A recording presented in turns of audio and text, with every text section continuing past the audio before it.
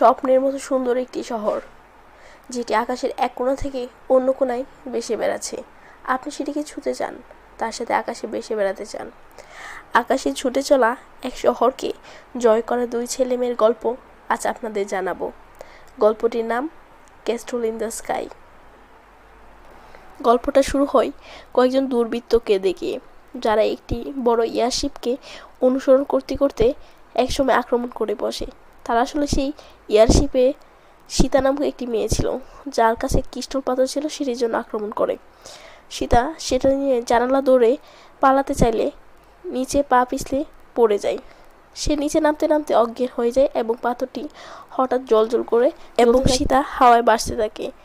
পাঁচু নামক একটি ছেলে সে আলো দূর থেকে দেখে দূরে কাছে আসলে দেখতে পারে একটি মেয়ে হাওয়ায় ভাসছে। সে তাকে নিচে নামিয়ে আনে। এই কথা তার মালিককে জানাতে চাইলে ফ্যাক্টরিতে বারবার সমস্যার জন্য জানাতে পারে না। পরদিন বাঁশির সুরে সীতার ঘুম ভাঙলে সে শীতটি অনুসরণ করে উপরে আসলে পাঁচুকে দেখতে পারে। পাঁচু তাকে বলে, তুমি তাহলে মানুষ? আমি তো ভেবেছিলাম কোনো পরী হবে, যা আকাশ থেকে টুপ করে নিচে নেমে এসে যাও। সীতাও জানায় সে নিজেও জানে না সে কিভাবে বেঁচে গেল। পাঁচু সীতার কাছ থেকে সেই ক্রিস্টালটি গলায় পড়ে উপর থেকে লাফ দেয়। সে ভাবে সে উঠতে পারবে, কিন্তু উপর থেকে পড়ে তার চিৎপটাং অবস্থা হয়ে যায়। সীতা পাঁচুর রুমে লাপুটা নামক একটি উড়ন্ত শহরের ছবি দেখে। পাঁচু তাকে জানায় এটি আকাশে ভেসে বেড়ানো একটি শহর, আর ছবিটা তার বাবা তুলেছিল। কিন্তু কেউ ওনার কথা বিশ্বাস করেনি এবং এটি নিয়ে অনেক মজা করত। কিন্তু একদিন সে অবশ্যই সেই শহরটি খুঁজে বের করবে, কারণ সে জানে তার বাবা মৃত্যু ছিল না। কথার ফাঁকে সীতা জানালা দিয়ে সেই লোকগুলোকে দেখতে পারলে পাঁচুকে সব কিছু খুলে পড়ে। তখন পাঁচু তাকে নিয়ে ছদ্মবেশে বের হয়ে গেলে তারা তাৎক্ষণিক চিনতে পারে না, কিন্তু পরে বুঝতে পারে তাদের মধ্যে একজন যাকে তারা খুঁজছে। তারপর তারা দৌড়ে পাঁচুর মালিকের কাছে সাহায্য চাইতে আসলে সেখানেও দুজন তাদের সন্ধান করছিল। তারা সবাই মিলে যখন তাদের দৌড়তে আসে, তখন মালিকের স্ত্রী তাদের ঘরে ঢুকিয়ে পেছনে দরজা দিয়ে চলে যেতে বলে। এরই মাঝে মালিক ও ওই লোকদের মাঝে ঝগড়া বেঁধে যায়। পাঁচু ও সীতা রেল লাইন দিয়ে পালাতে চাইলে তারা আবার তাদের পিছু নিয়ে নেয়। সেই ছিটকে চোর থেকে বাঁচলেও তারা আবার সেই খারাপ আর্মি অফিসারদের হাতে পড়ে। তাদের আক্রমণে রেল লাইন ভেঙে পড়ে এবং সীতা ও পাঁচু এত উঁচু থেকে পড়ে যায়। নিচে পড়তে পড়তে সীতার গলায় থাকা ক্রিস্টালটি জ্বলে ওঠে। তারা বাঁচতে বাঁচতে নিরাপদ একটি গুহার ভেতর চলে আসে। উপর থেকে অন্যরা ও এটি খেয়াল করছিল। পাঁচু তার ছোট ব্যাগ থেকে ব্রেড বের করে এবং সেখানে তারা গল্প করতে করতে নাস্তা সেরে ফেলে।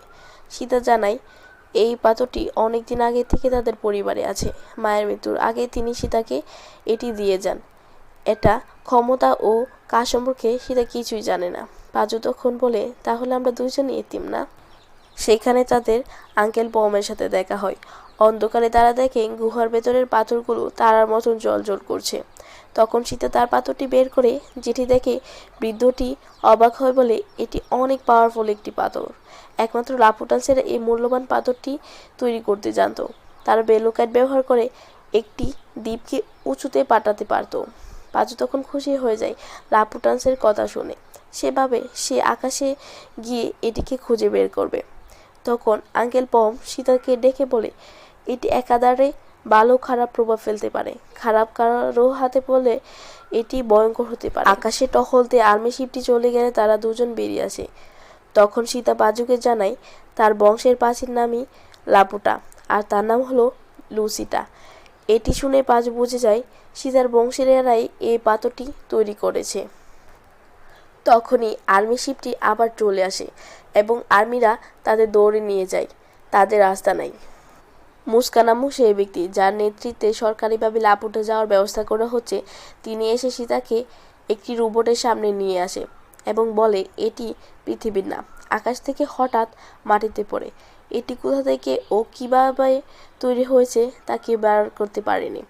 মুস্কা দেখান সীতার গলার রকেটিতে থাকা নিদর্শনগুলো সেই রোবটটিতেও আছে এবং রহস্যময় এই পাথরটি কেবলমাত্র সীতার উপরই কাজ করে, তাকে দেখে রাখে।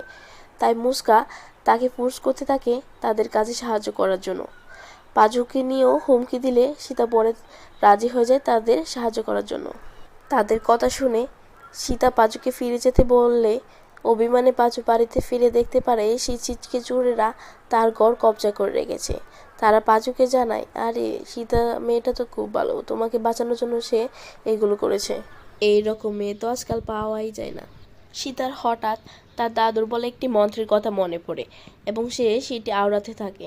ফলে পাথরটি চারদিকে আলোকিত হয়ে যায় এবং রোবটটিও বেঁচে ওঠে। পাথরটি লাফটানের দিকে নির্দেশ করতে থাকে। রোবটটি সেটাকে প্রোটেক্ট করতে থাকে, কিন্তু মুস্কাদের বড় বড় বুমে এটি পুরোপুরি ধ্বংস হয়ে যায়। এর মাঝে সীতার গলার রকেটটিও নিচে পড়ে যায়। পাজু সীতাকে নিয়ে তাদের ছোট ছোট এয়ারশিপে করে চলে যায়। তাদের সাথে ছিল সেই ছিচকে চোরগুলো। মুস্কা সেই পাথরটি খুঁজে পায়।